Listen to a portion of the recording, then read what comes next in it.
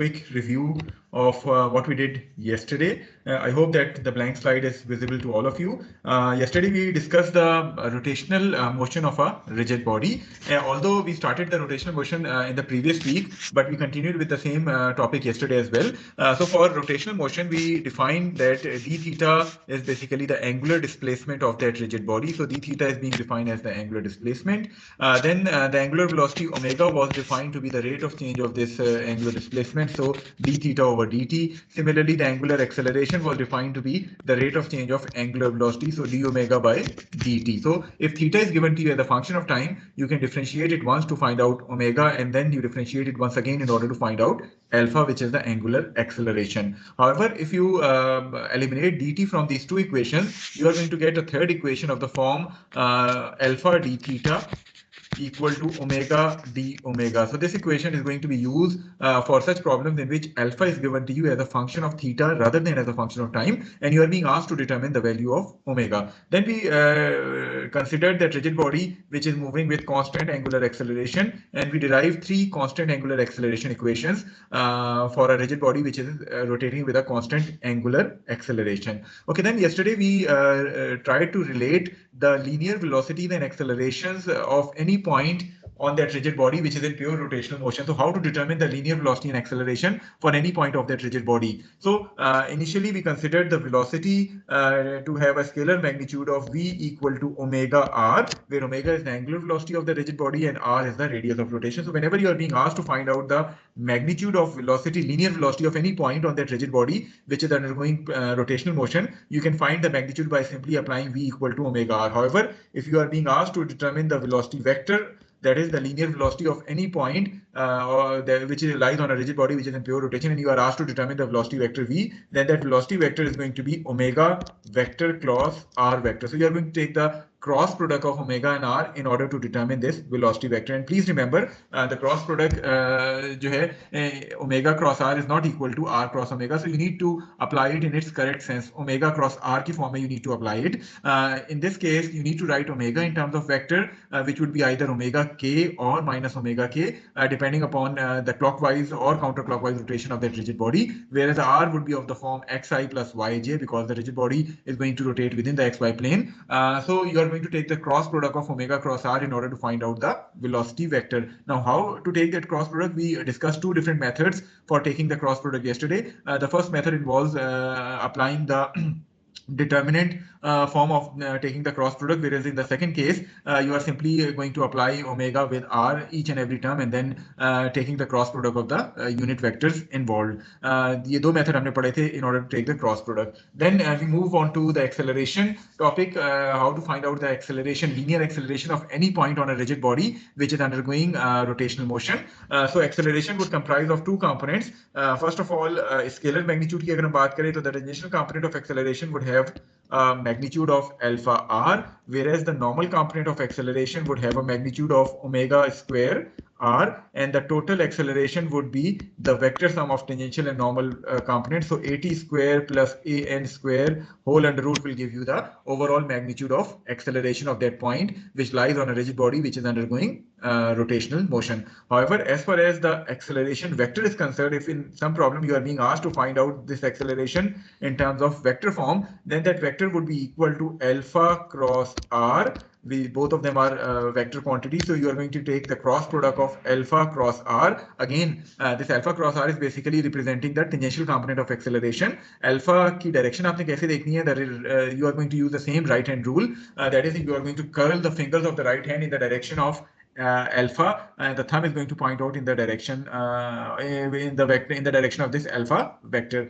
R आपके पास xi और yj की form में होगा. Then coming towards the normal component would be, which would be equal to minus, just a minute. So the normal component is going to be equal to minus omega square r. So minus omega square r will represents the normal component of acceleration. So जब भी आपको किसी point की acceleration determine करने के लिए कहा जाए, you are going to use this formula in order to determine the acceleration vector.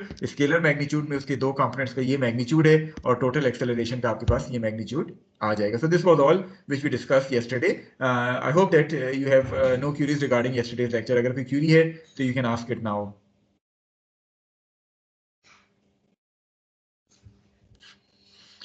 Okay, so moving on to today's lecture. Today we are going to solve a few problems relevant to exercise. Although yesterday हमने 16-1 जो है वो solve किया था, so today we will move on to 16-2, which is shown to you in the slide here. Let us first of all read the statement of this example and then we will try to solve it. The motor shown in the photo is used to turn a wheel and attach blower contained within the housing. The detail of the design are shown in the figure. If the pulley A connected to the motor begins to rotate from rest with a constant angular acceleration of 2 radians per second square. So this pulley A is going to rotate, is going to start from rotating from rest और ये constant angular acceleration के साथ जो है वो rotate कर रही है, which is 2 radians per second square. You need to determine the magnitudes of velocity and acceleration of any point P located on this wheel B once this pulley A has turned to complete revolution. So आपके पास पुली ए और पुली B एक रोप या belt के साथ connect हुई नहीं है. पुली ए रेस्ट से स्टार्ट करती है और कांस्टेंट एंगुलर एक्सेलरेशन से जो है वो रोटेट करती है. आपने डिटरमिन करना है कि once this pulley A has taken two complete revolutions, what is going to be the linear velocity and acceleration of any point P located on this wheel B. Assume the transmission belt does not slip on the pulley and the wheel. Okay, so you have two rigid bodies, wheel A or pulley A and pulley B, which are being connected through a rope or a belt as shown to you in the figure. So let us draw this figure, or let us refresh this figure again. मैं आपसे कहता हूं कि ये आपके पास, I hope कि blank slide visible है हर एक को. Yes sir. तो आपके पास एक पुली है जिसको मैं से पुली ए का नाम दे रहा हूं, और आपके पास एक सेकंड पुली है which is say this pulley B, and both of them are being connected with the help of a rope which is connecting pulley A and pulley B as shown to you in the figure. Okay, now can you realize के कौन सी चीजें इस यानी कौन कौन सी quantities इन police के लिए same होगी. मसलन अगर मैं ओमेगा की बात करूं तो क्या एंगुलर वेलोसिटी दोनों पुलिस की सेम होगी? यस सर, सेम होगी. जो एंगुलर क्वांटिटी है वो सेम होगी. Are you sure? Sir angular भी सेम होंगी क्योंकि सर्कमफ्रेंस का डिफरेंस है. तो एक का एक सर्कल रेडियस है. तो क्या फिर सेम होना चाहिए? सर ओमेगा सेम होगा. No, omega is not going to be same. Initial velocity. Okay, so आपने कहा ये कि अगर मैं इस रोप को कंसीडर करूं और सपोज मैं इसके इस पॉइंट को कंसीडर करता हूं और मैं कहता हूं कि ये पॉइंट इतनी लीनियर वेलोसिटी से मूव कर रहा है, ये वाला पॉइंट जो है वो इतनी, यानी ये v1 से मूव कर रहा है, ये v2 से मूव कर रहा है. So if v1 is less than और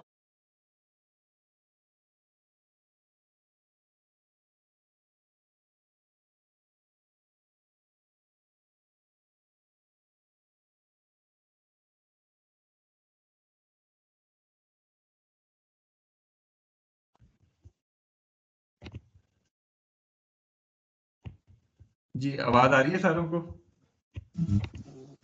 जी सर, अब आ रही है. एक्चुअली वो बीच में लाइट गई थी जिसकी वजह से कॉलेज में ये इशू आया.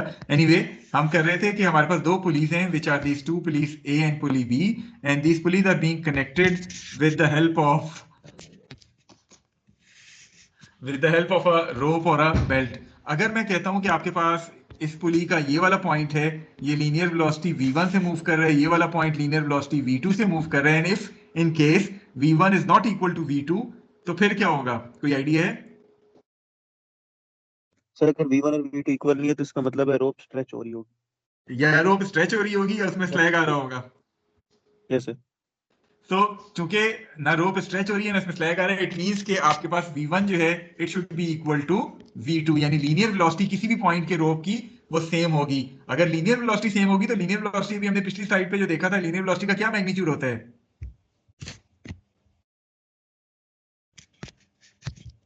What was the magnitude of that linear velocity? r omega. r omega या omega r हमने पढ़ा था. It means that omega a r a should be equal to omega b r b. So whenever you have two rigid bodies which are either connected through a belt or a rope, or even if you have two gears which are being meshed together, दोनों सूरतों में the linear velocity would remain same. It means that omega a r a should be equal to omega b r b. Is this point clear to all of you? So omega is not going to be same.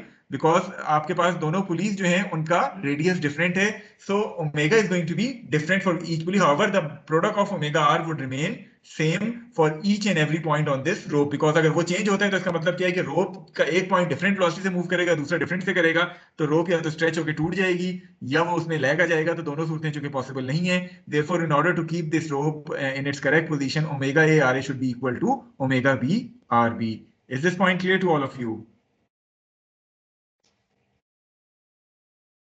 Yes, sir. Okay, और क्या चीज same रहेगी इस case में?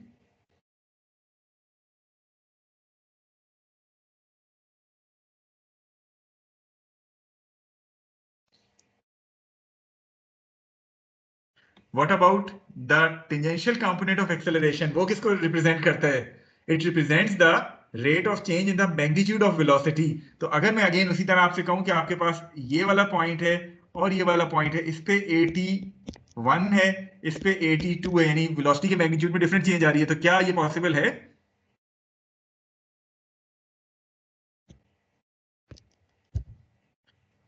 Tangential acceleration भी same होगी, velocity same है तो एक्सेलरेशन भी सेम होगा। So tangential component of acceleration would also be same at each and every point. In other words, the tangential component's magnitude is basically alpha r.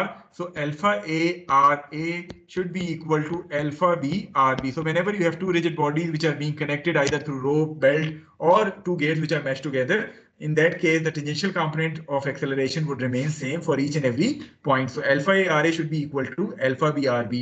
So alpha should not be equal, rather the product of alpha r should be equal for each and every point. Clear है ये चीज?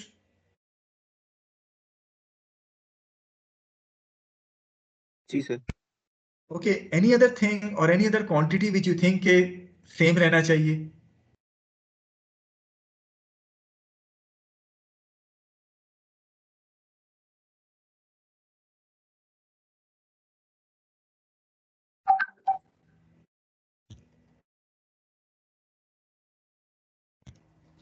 Okay, कोई ध्यान में आ रही है, कोई और क्वांटिटी आपको?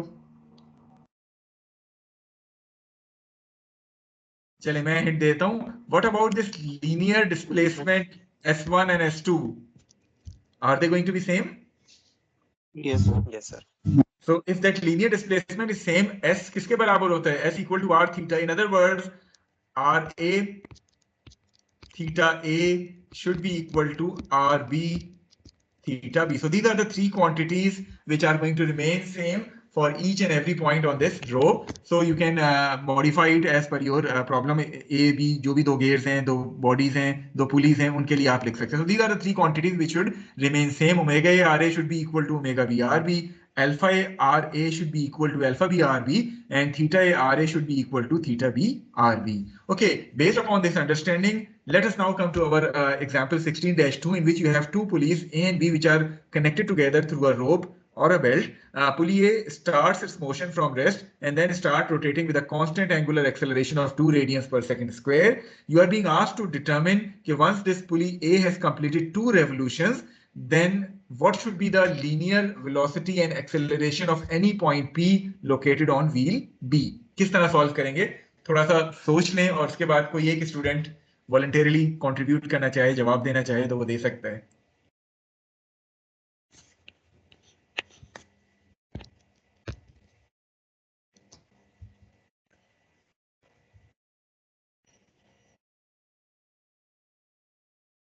जी, एनी आइडिया कि हमें किस तरह इसको सॉल्व करना चाहिए?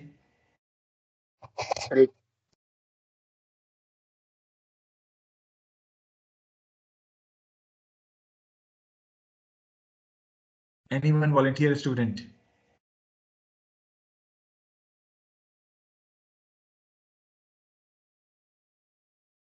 जी, क्या मेरी आवाज आ रही है? Yes sir. Yes sir. Sir हमें एंगुलर एक्सेलरेशन पता है और रेडियस पता है, तो हम उसकी टेंजेंशियल एक्सेलरेशन निकाल सकते हैं. कैसे? टेंजेंशियल एक्सेलरेशन 80 निकाल सकते हैं. Okay, 80 is basically alpha A RA, and that alpha A RA should be equal to alpha B RB, isn't it? Yes, so sir. इससे आपके पास चले alpha B आ जाएगी, which is alpha A RA over RB. So this alpha B comes out to be 0.75 radians per second square. अच्छा, फिर क्या करेंगे इस alpha B के साथ?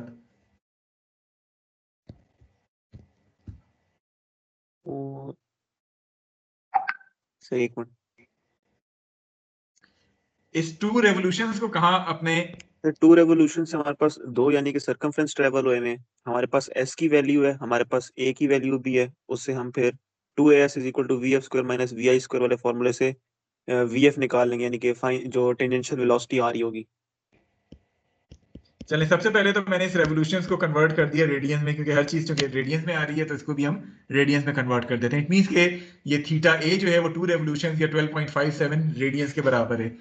अब बताएं कि हम वी पी या ए पी कैसे फाइंड करेंगे। अगर आपको याद हो, अगर हम वीपी का फॉर्मूला देखें, that is the velocity of point P, ये किसके बराबर होगा? It should be equal to omega B R B, isn't it? Sir tangential velocity निकालनी है हमने। जी, हमने सर टेंजेंशियल वेलोसिटी, वेलोसिटी निकालनी है अगर, तो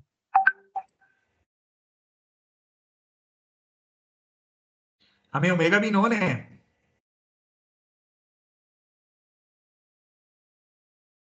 सर ओमेगा भी यस सर नोन है, कैलकुलेट कर सकते हैं। ओमेगा कैसे? ए पता है, ओमेगा ए कैसे पता है? ये तो मैं पूछ ओमेगा रहा नहीं हूँ। पता। सर क्या 2 मैं पाई ओमेगा ए आर जो है फाइंड कर सकता सरकमफ्रेंस हूँ? है ए वाले का। अब सरकमफ्रेंस, जब हमें सरकमफ्रेंस की वैल्यू पता है तो वो हमारे लिए डिस्टेंस बन जाएगा, नहीं एस के बराबर हो जाएगा।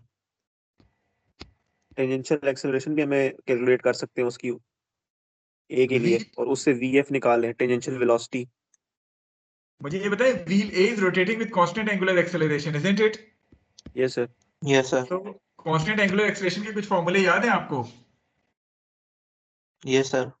Omega square equal to omega naught square plus 2 alpha theta minus theta naught. So applying that formula on pulley A will give you the value of omega A to be equal to 7.098 radians per second. Clear है ये चीज?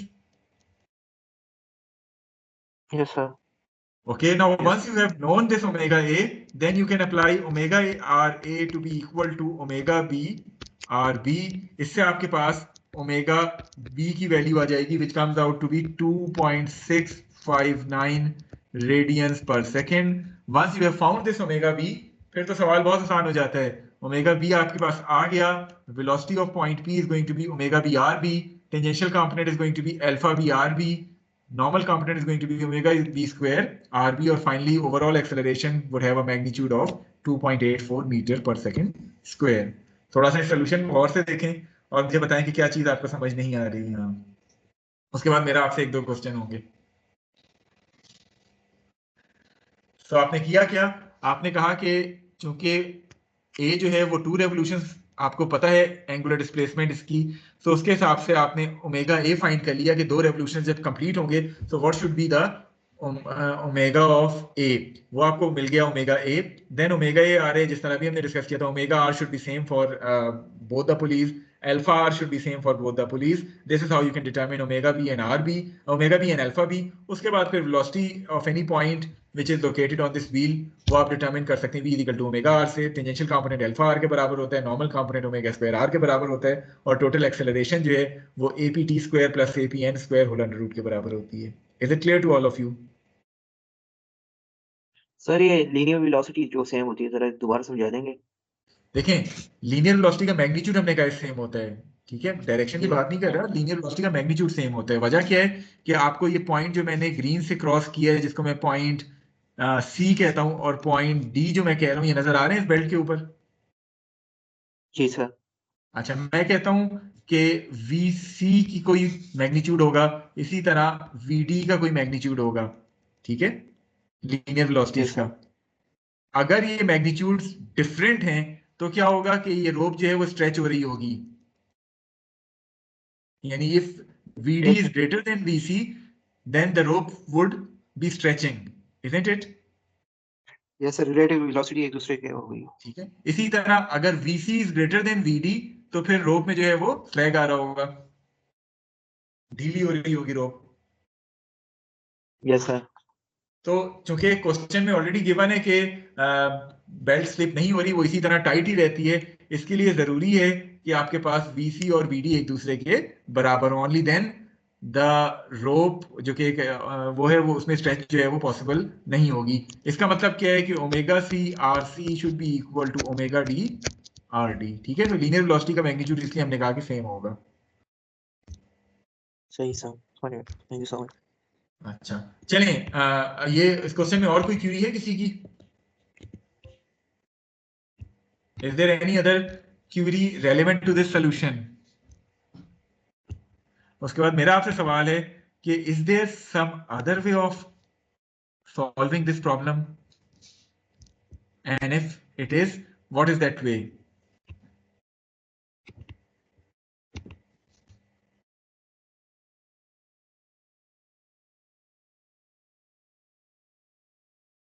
या चलें इस सवाल को मैं री मॉडिफाई कर देता हूं।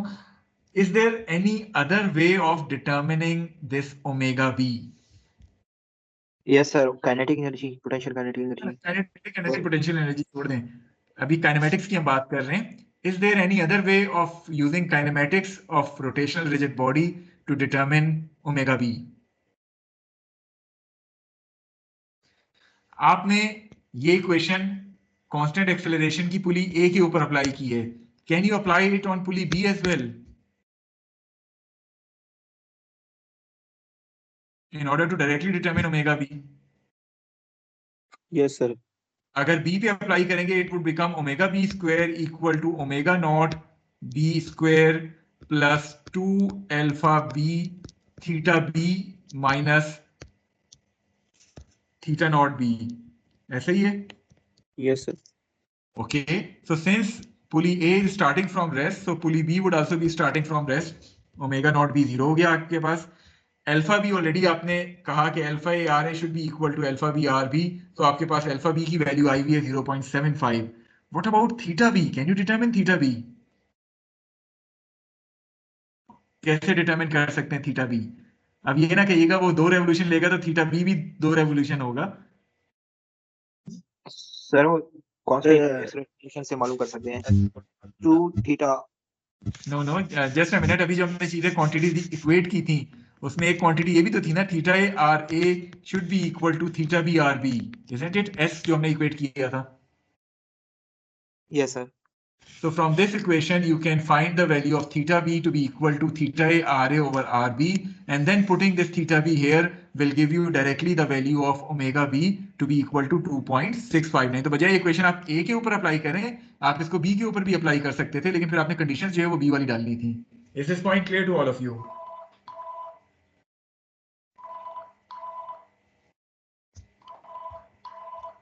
Clear है? Or is there anything which you want to ask regarding this question?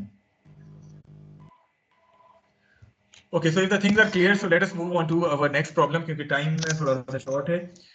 Moving to problem 16-18, इसको हम quickly यहीं solve करेंगे। We have two gears. One is gear A, which is meshed with gear B. Gear A starts from rest and has a constant angular acceleration of 2 radians per second square. You need to determine the time needed for B to attain an angular velocity of 50 radians per second. कैसे solve किया जा सकता है? Quickly बताएं, time हमारे पास short है।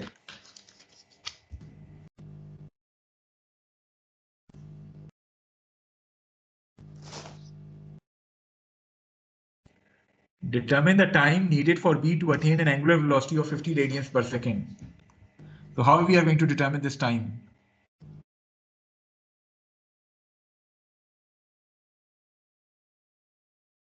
Sir omega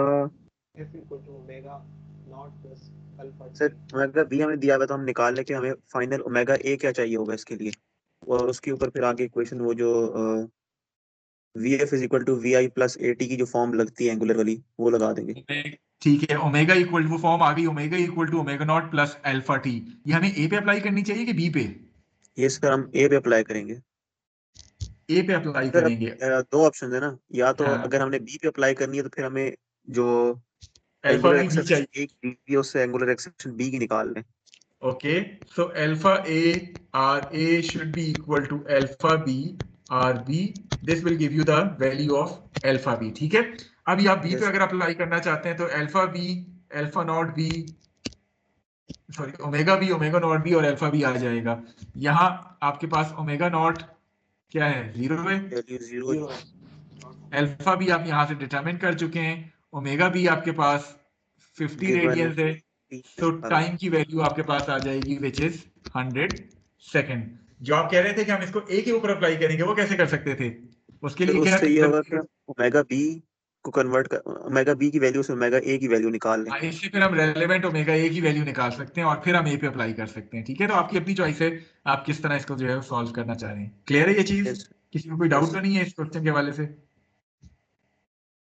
no sir.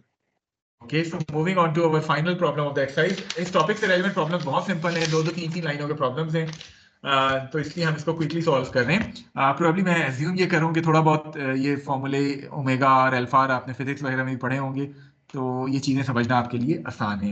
Okay, moving on to problem 16-30 in which we have a bicycle mechanism as shown to you here.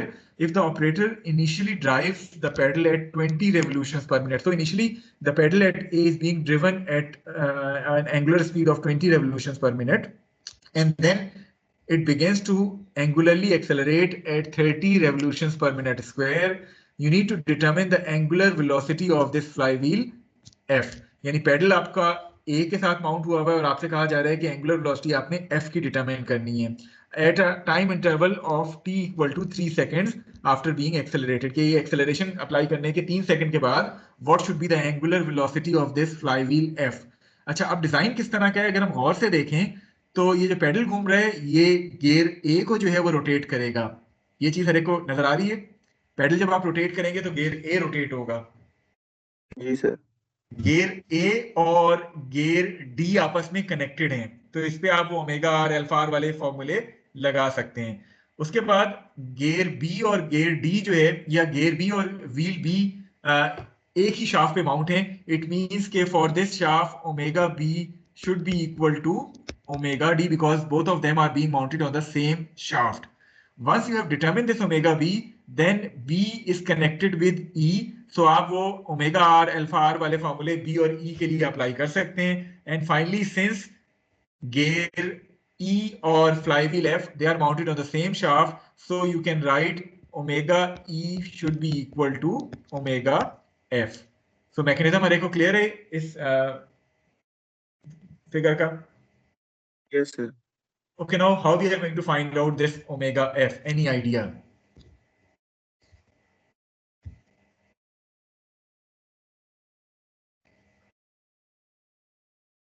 Sir पूरे mechanism को यूज करते हुए पहले हम निकालेंगे इनिशियल एंगुलर वेलोसिटी एफ की, उसी के लिए फिर एक्सेलरेशन भी फाइंड कर लेंगे और फिर वही जो पिछली स्लाइड पे जो फॉर्मूला लगाया है उसी से सॉल्व हो जाएगा। देखिए, अब आपकी अपनी चॉइस है, आप ए के ऊपर अप्लाई कर लें या वो खींच के उसको एफ पे ले जाके अप्लाई करें, हर चीज को कन्वर्ट करके। तो यस। क्यों ना पहले ए पे अप्लाई करके फिर चीजों को कन्वर्ट करते चले जाएं। मतलब मैं कहता हूं कि omega A should be equal to omega not A plus alpha A into T, क्योंकि हमें अल्फा ए गिवन है। तो या तो मैं अल्फा को पहले कन्वर्ट करूं, अल्फा ए से बी पे जाऊं, बी से एफ पे जाऊं और फिर वहां अप्लाई करूं जाके, या मैं डायरेक्टली यही वो टाइम 3 सेकंड की वैल्यू डाल के ओमेगा फाइंड कर लूं और फिर ओमेगा को रिलेट करता चला जाऊं। ये ज्यादा आसान नहीं है?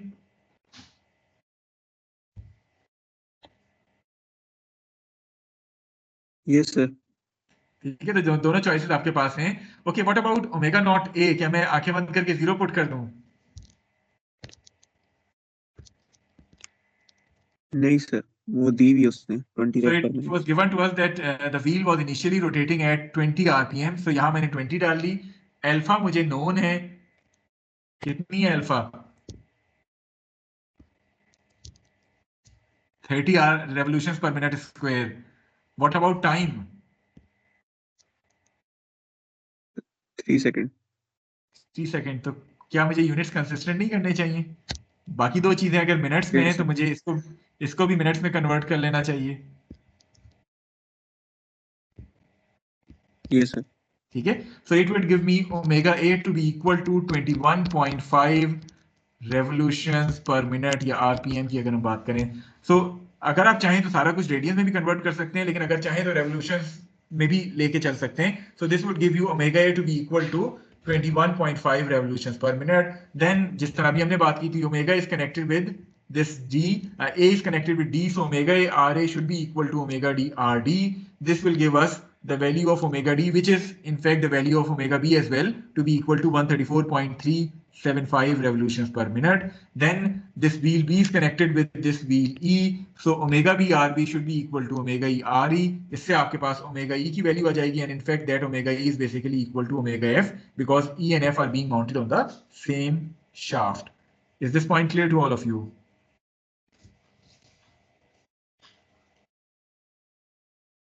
Yes sir. अच्छा, अब यहाँ आपका वाला अगर हम तरीका करते वो भी पॉसिबल था. उसमें क्या था कि आपको अल्फा ए गिवन था, आप सबसे पहले alpha A R A should be equal to alpha D R D करते, then alpha D should be equal to alpha B, then alpha B R B should be equal to alpha E R E, and alpha E should be equal to alpha F. उससे आपके पास alpha F आ जाता. फिर आप ये वाली equation apply उस पर कर सकते थे, लेकिन अगेन आपको फिर इसको भी वहां तक पहुंचाना पड़ता है. ये जो ओमेगा नॉट ए है 20, वो भी फिर वहां तक लेके जाना पड़ता. कैसे? Omega R A should be equal to omega D R D, omega D should be equal to, तो वो कहानी थोड़ी सी ज्यादा लंबी हो सकती थी. तो दोनों चॉइसेस हैं आपके पास, आप चाहें तो ए के ऊपर ये इक्वेशन अप्लाई कर लें, आप चाहें तो उठा के इस इक्वेशन को एफ पे ले जाएं, लेकिन फिर सारी चीजें आपको एफ के रेलिवेंट चाहिए होती हैं. Is this point clear to all of you? Yes sir. चलें, so I hope कि now if I give you any problem relevant to this rotational motion, you would be able to solve it. Yes sir. Please try करें कि as a non submitted homework के तौर पे आपके वो जो problems मैंने यहाँ मेंशन किए हैं ऑन दिस वेरी स्लाइड, इसमें से जो प्रॉब्लम्स मैंने अभी क्लास में 2 करवाए हैं, बाकी 3 या 4 रह गए हैं, please try to solve them by your own at your convenient time as a non submitted homework. उम्मीद है इसमें आपको कोई प्रॉब्लम पेश नहीं आएगी. Okay, so now moving on to our next topic, which is the general plane motion. As we have stated earlier as well, कि general plane motion की definition आप में से कोई एक स्टूडेंट बता सकते हैं? What is this general plane motion?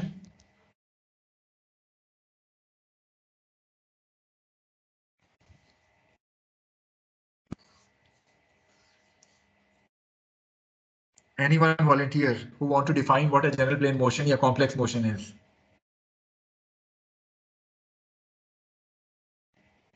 Sir translational और रोटेशनल दोनों मोशंस हो रहे हो.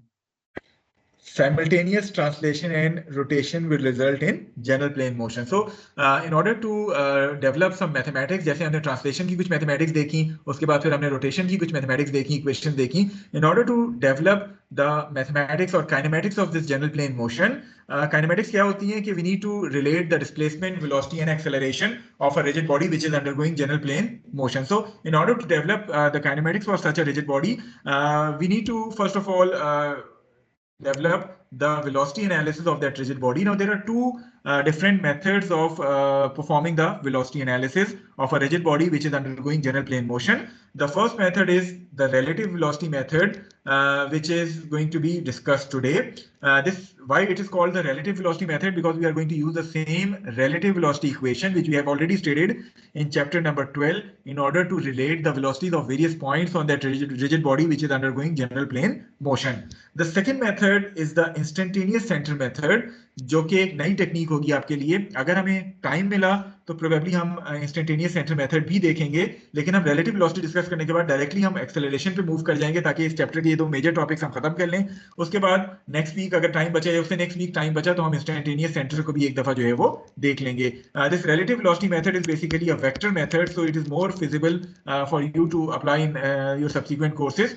जो instantaneous center method है, it is basically a scalar method of performing the velocity analysis of a rigid body undergoing general plane motion. बहरहाल हम दोनों methods को कोशिश करेंगे कि देखें. आज हमारा टॉपिक है relative velocity analysis of a rigid body which is undergoing general plane motion. Now, in order to understand this relative velocity analysis, let us consider a rigid body which is shown to you as this blue body. So, general plane motion, as we have already discussed, it consists of a simultaneous translation as well as rotation. So it is often convenient to view these components separately using a relative motion analysis. आपको अगर याद हो chapter number 12 में हमने relative motion analysis जब हम दो particles का कर रहे थे तो हमने दो set of coordinate axes जो है वो define किए थे. यहाँ भी हम almost वही कहानी करेंगे. We are going to define two set of coordinate axes. The first set, which is the fixed x by z frame of reference, it will be used to measure the absolute positions, velocities, and accelerations. Whereas the second frame of reference, which is this x dash, y dash, it is going to be attached to the selected base point A, which generally has a known motion. The axes of this coordinate system are not fixed to the body, rather they will be allowed to translate with respect to the fixed frame. So we are going to consider a rigid body, and we are going to use the same relative motion analysis which we have developed in chapter number 12 in order to perform the velocity analysis. Okay, now as far as the position is concerned, as earlier discussion, we are going to define two position vectors, RA and RB, which defines the position of point A and point B. These are two different points on the rigid body. So RA and RB, since they are being referenced from a fixed origin, so they are basically known as the absolute position vectors. Now completing the equation as in chapter number 12, this vector RB should be equal to vector RA plus vector RBA. So the relative position equation is going to be RB equal to RA plus RBA, where RB and RA are the absolute position vectors of point B and point A, whereas RBA is the relative position of B with respect to A. Okay, now since this rigid body is undergoing general plane motion, it means that the displacement of both these points A and B is going to be different from each other. So at time t, this is the position of the rigid body which is shown to you. At time t plus delta d, this rigid body has moved to its new location in which both A and B undergoes different displacement. So this dra and drb are not equal to each other. थोड़ा सा इसको समझने के लिए let us consider this blank slide. I hope that this blank slide is visible to all of you. हम करते क्या है कि हम एक rigid body consider करते हैं. So this is the rigid body which we are considering, and these are the 2 points A and B which are being marked on this rigid body, any 2 points on this rigid body. हम कहते हैं कि at time t, this is the position of this rigid body. Then at time t plus delta t, the new position of this rigid body is, say, this position, which is again ये आपके पास point A आ गया, ये आपके पास point B आ गया. So point A and point B at time t plus delta t have undergone different displacements dra and drb as shown to you in this figure. So ये दोनों points चूंकि different displacements कर रहे हैं, हम कहते क्या है कि इस simultaneous translation and rotation को हम break कर दें इसके ट्रांसलेटरी कंपोनेंट में और इसके रोटेशनल कंपोनेंट में. कैसे ब्रेक करें? मैं कहता हूं कि पहले ये पूरी की पूरी रिजिड बॉडी इतनी अमाउंट पे डिस्प्लेस हो गई है. सो सपोज मैं कहता हूं कि ये DRA आपके पास गिवन है. सो ये पहले मैं कंसिडर करता हूं कि बजाय साइमल्टेनियस ट्रांसलेशन और रोटेशन के, first of all this rigid body has been translated by this amount which is DRA. Then this whole rigid body rotated by an amount d theta with respect to the base point A. So simultaneous translation or rotation को मैंने इसके translatory component which is this component and rotational component which is this component, इसमें जो है वो divide कर लिया. और आखिर में इसकी overall velocity find करने के लिए मैं इसके इन दोनों components को vectorically add कर दूंगा, तो मुझे जो है वो point B की velocity मिल जाएगी. यहां तक clear है रेट को? उसके बाद थोड़ा सा मैथमेटिक्स पे जाते हैं. मैं तो दोबारा समराइज कर दूं, इस साइमल्टेनियस ट्रांसलेशन और रोटेशन को मैंने इसके ट्रांसलेटरी कंपोनेंट और रोटेशनल कंपोनेंट में ब्रेक कर दिया. मैंने कहा कि instead of simultaneous translation and rotation, पहले ये पूरी की पूरी रिजिड बॉडी ट्रांसलेट हो जाती है by an amount DRA, and then ये पूरी की पूरी रिजिड बॉडी रोटेट हो जाती है by an amount d theta about the base point A. Okay, now writing that relative position equation जो इससे पहले हमने पढ़ी है, RB, which is the absolute position of B, it should be equal to RA, which is the absolute position of A, plus RBA, which is the relative position of B with respect to A. Okay, now in order to find out the velocities, we are going to differentiate this equation with respect to time. So differentiating each and every term with respect to time, what does this dRB over dt become?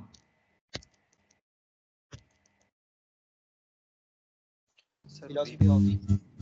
It would be the absolute velocity of B, which should be equal to dra over dt, which represents the absolute velocity of A plus the relative velocity of B with respect to A. ठीक है, आपकी ये वाली equation बन जाएगी. Okay, now अगर हम इस इक्वेशन को गौर से देखें तो बेसिकली आपके पास ये VA किसको रिप्रेजेंट कर रहे हैं? इट रिप्रेजेंट्स के पॉइंट बी में कितनी ट्रांसलेशन आ रही है. इन अदर वर्ड्स, इस रिजिड बॉडी में जितनी ट्रांसलेशन आ रही होगी उसके ट्रांसलेटरी कंपोनेंट को जो है वो रिप्रेजेंट कर रहा है VA. इसके मुकाबले में आपकी ये जो टर्म है विच इज VBA, ये इस रिजिड बॉडी में रोटेशनल वाइज क्या चेंज आ रही है उसको रिप्रेजेंट कर रही है. Since for this rotational aspect point B is in pure rotation with respect to point A, तो pure rotation के केस में भी हमने V वेक्टर का क्या फॉर्मूला पढ़ा था, कुछ याद है अभी आज के लेक्चर में? In case of pure rotation, what was velocity vector VB?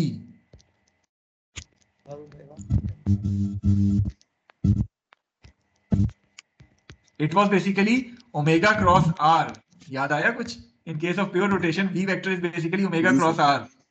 So yes, we are going to replace this VBA, जो कि point B इसकी rotational aspect को cover कर रहा है. So since point B is in pure rotation with respect to point A for this rotational aspect, so we can replace this VBA by omega cross R. So omega is going to be the omega of this rigid body and R is going to be the position vector RBA, which defines the relative position of B with respect to A. So overall, जो हमारे पास equation बनेगी for performing the velocity analysis is going to be this equation, which is the absolute velocity of B should be equal to the absolute velocity of A plus the velocity of B with respect to A, which defines the rotational aspect, so it can be replaced with omega cross R. So अगर हम इस rigid body को देखें जो कि general plane motion कर रही थी, इसको हमने इसके translational component which is represented by VA and rotational component which is represented by omega cross R, उसमें जो है वो divide कर दिया. So जब कोई भी rigid body general plane motion कर रही होती है और आपसे कहा जाए कि आप इसकी relative velocity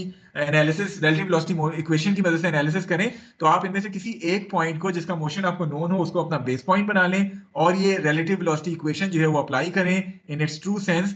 तो VB equal to VA plus omega cross R की फॉर्म में जब आप इस इक्वेशन को सॉल्व करेंगे तो आपको वेलोसिटी ऑफ पॉइंट B जो है वो नोन हो जाएगा. Is this point clear to all of you?